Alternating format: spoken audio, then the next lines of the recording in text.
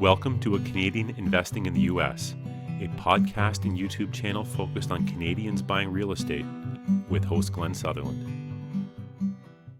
Welcome to another episode of A Canadian Investing in the U.S. This week, my guest is Nathan Payne. Nathan, let's introduce yourself to the audience. They get a feel, get to know you a little bit. Maybe some of your background, some story. Yeah, I appreciate you having me on here. And by the way, what part of Canada are you from? I live outside of Waterloo, so it's probably like an hour and a half west of Toronto. So over on that side. Check this out. My wife is from Lindsay, Peterborough, like the Whitby area up north. I don't know if you know that, but I go there like 2-3 times a year. I love Canada. Yeah, we fly into Toronto. We get picked up by her dad, and it's like 2 hours north. I think it's northeast, and yeah, I love that area. It's great. Gotta come in the summer when it's nice. I love going in the summer. We go to lakes, we do a bunch of stuff. Even in the winter, it's fun because we go like snowshoeing and ice skating, playing hockey. My brother-in-law's got like a little rink that he makes like a ice skating rink or whatever you want to call it. But yeah, so anyway, I love Canada. I love Canadians. Thanks for having me on here. But to let people know who I am, my name's Nathan Payne. I currently live in Salt Lake City, Utah. I've been wholesaling and investing in real estate, fix and flips, rentals for almost 5 years now. And just had no experience in real estate 4 or 5 years ago. I had a sales background doing door-to-door sales for several years. Didn't want to do that anymore. So I was like, what can I do that will make good money? And I applied for 2 jobs. And I had put on the suit. I went there and they looked at me like they didn't think I was that cool, in my opinion. Maybe that was just a thought I had, but I was like, yo, forget this. I don't want to interview for any more jobs. They don't know who I am. Kind of like I was a prideful, I've been trying to overcome the pride, but when I was interviewing, I was like, man, they don't know I could be great. And they're wanting to interview more people. So forget that. So I just went into working for myself, and I went into wholesaling, and that's how I'm here. That's awesome. So yeah, I that's how I knew you as a wholesaler. I actually didn't know you were doing fix and flip stuff, but that's cool too. So I wanted to get into the wholesaling stuff, but before that, like, honestly, I don't know anything about Utah.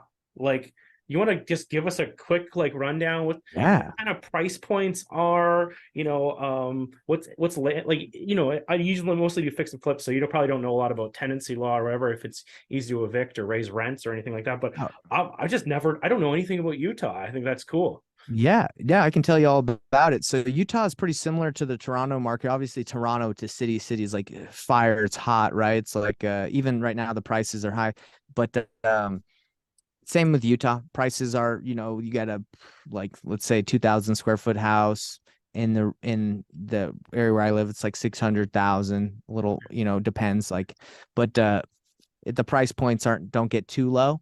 Yep. I think the lowest you'll probably see is probably the 300,000s. The tenant vacants, like, to evict, it's not very difficult. You can give them, I think, like 7 days, or it depends if you go through like the process, but it's pretty easy to evict people. Raising rents, pretty simple. For my rentals, you have a rental agreement, and then if you need it raises every year. Depends. There's some landlords that will be like, I don't want to mess with it, just keep it the same and not change it. But Utah is it's a desert, so we have like giant mountains that are the Rocky Mountains. So there's skiing. It's weird because it's like a desert, but it snows a lot. But as you go deeper, like further south in Utah, it's like all like flat and desert. Like they have what's called the Zion National Park. They have a bunch of national parks here. I think five national parks, and they're beautiful. So Utah's a beautiful place for outdoors. But it's not that much going on. A lot of people don't think it's that exciting of a place. It's not like New York or Atlanta where you got like a bunch of cool stuff to do, or Toronto. But yeah, Utah's great. I love it here. Awesome. That's cool. Yeah, I'm always interested in new markets. I'm like, there's so many places to invest in the US. So back to the wholesaling front, right? And I know you are a coach and you teach how to do wholesaling. So a lot of people who are listening to this podcast, they're Canadians. It's gotten really tough to do it here. And there's a lot of advantages to going and doing this in the US, doing wholesaling, doing burrs, fix and flips, whatever, right? Right. So maybe let's talk about a little bit, maybe some tips on how the wholesaling works, how you do it, what kind of marketing you kind of push. Like what do you got? How's your sort of system run? So I do things a little differently than they teach like traditionally. So traditionally they'll tell you to go and find a deal. They're like, hey, if you go find a deal, you'll be able to fiend a buyer. That's traditionally what they say, right? Yeah, They're like, they do. yeah. But the problem is location is such an important factor in wholesaling. Like if you find a deal, right? What is a deal? It's not really a deal if no one wants to buy it in that city, right? Or that area. And I found that out the hard way as I went nationwide and I did the virtual thing and I still do it, but I know how to do it better. But going to find a deal first, you can waste a lot of money and time. So what I teach people, and for your Canadians that are watching, you would definitely want to be strategic on what market you target, right? First, because if you're like, I live I live pretty close to the border. If you're Canadian, I live pretty close to the border to Montana, for example. Let me do a deal there. Well, there's not a lot of investor activity in Montana, right? So if you want to wholesale there, the chances of you finding a good deal that you could wholesale quickly, it's probably gonna be a little bit more difficult if you just in Montana versus going to LA, right? Los Angeles. Yeah. So what I teach is find your market, study, like find the right market, find buyers there that their criteria, and then start marketing. And most people would be like, well, that should be the way you do it, right? But that's not how they really teach it. They tell you to just find a deal.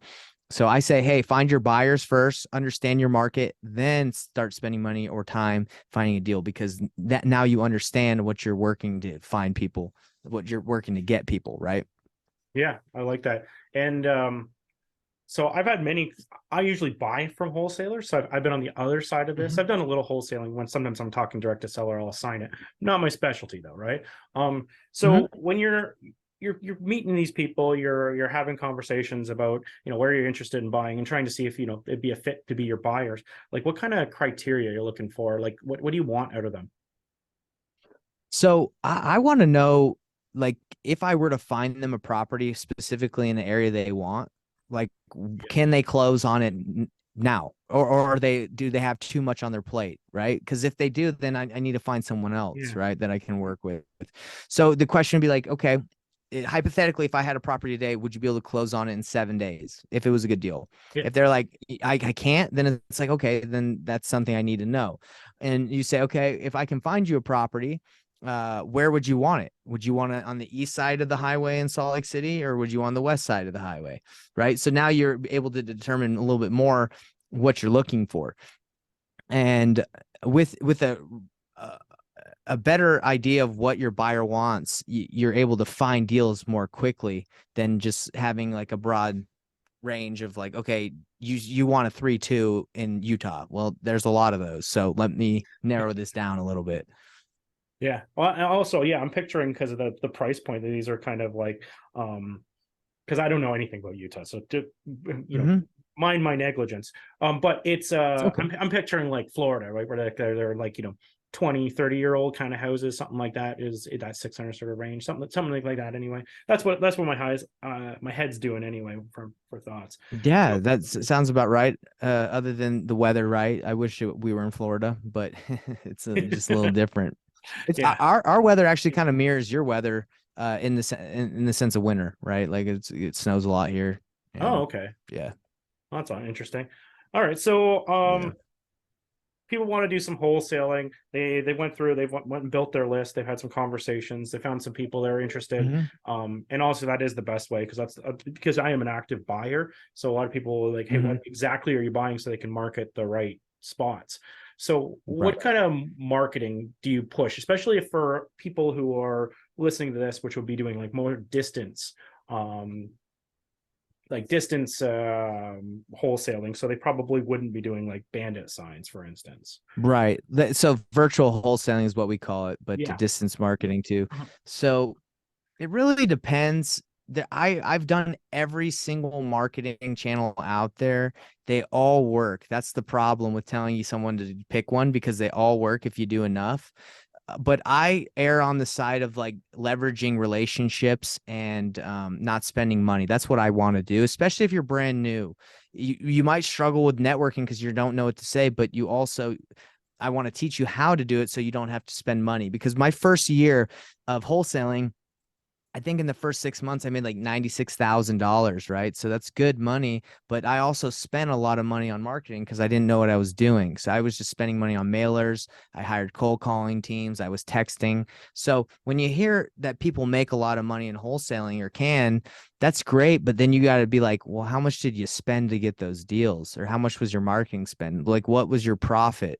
And that's what I'm trying to teach people is, yes, you can make good money, but you don't want to spend yourself into like into a bad spot. And that's what a lot of wholesaling companies do is, they'll spend like 20, 30, 40,000 in marketing. They'll make 6 figures, but if they don't do that consistently, they'll be in a bad position, right? It like 2 months of not getting a deal or being able to recoup your marketing spend, you can go out of business. So what I teach people is I say, hey, learn how to get deals effectively and efficiently in the most profitable way possible. And that's through, JVing, which is joint venturing. It's seeing other wholesalers deals and working with them. Joint venturing is the word, and bringing your buyer that you have a good relationship with. So that's the way I do deals with no marketing spend. I see deals that come across my email. I see deals on social media. I see deals online, and I say, hey, if I brought a buyer to that deal, would you be open to splitting the wholesale fee or partnering? And they're like, yeah, sure. So with my relationship that I have with my buyer, I can take that wholesaler that's doing it, in my opinion, the wrong way. He doesn't know his buyer. He's just went and found a deal. And I can bring those two together and make money with no money, right? And less time. So I JV a lot. I make offers on the MLS a lot. Doesn't require marketing spend. What else is there? You can make virtual bandit signs on Facebook groups, neighborhood Facebook groups in the United States. That a lot of these neighborhoods, if you target them specifically, have people that are in neighborhoods, not investors, but like people live in neighborhoods, and you can say, hey, I'm looking to buy a house in this area. Who knows who's selling, or who knows someone that's selling? So I have about 5 or 10 different strategies to do deals with little to no spend. So it really just depends which one you want to do. Yeah. The other thing is, a lot of people are busy. They have jobs. They may have jobs, right? But people want the easy way out, right? They always want the easy way out. So you mentioned cold callers there. I am assuming, like, when you call them cold callers, I'm assuming you're training someone to do this for you. Am I right there? You can't. You can. I don't. I use I networked with a company in Egypt. There's a guy named Daniel. He owns a company called Wazowski's. And this guy, me and him are pretty cool. So I used to have 10 cold callers that I would pay for. It was like $6 an hour per cold caller. When I started investing in the US, I did it by myself and had to go through the growing pains of doing that. GlennSutherland.com/coaching. A 12-week coaching program done 1 hour per week over Zoom from the comfort of your own home. Classes are kept to 5 people to be able to answer everyone's questions. Shortcut the process. Make fewer mistakes. Curriculum available at GlennSutherland.com/coaching. So what I was saying is I had cold callers, but then because the market shifted, I didn't want to pay for the marketing, kind of like how I'm telling you, I want to do this for free and be more profitable. So I called Wazowski's, and I called Daniel and said, hey, Daniel, if I can close deals that you bring to me, let's do a rev share. If any deals that I make, instead of me just paying you for your service, let's just split the fee that I get. So now for cold calling, I don't pay for my cold callers. Other people would, right? Because they don't have that relationship that I have with Daniel. But I'm telling you guys, through relationships, you can be very profitable in this business if you do it the right way, right? Yeah, no, this is actually the smart way to do it too, right? By building those relationships off the start, You don't have to hire all these people. You don't have to train all these people. You don't necessarily have to do all the same calling for the leads and negotiating the deals. You can leverage other people's deals and be the part that they're missing in their business, right? Which is awesome. Exactly. Yeah. When I first started wholesaling, you know, most people, when they get into this, they think they have to do everything on their own. So when I first started, I got a dialer and I called 8 hours a day, right?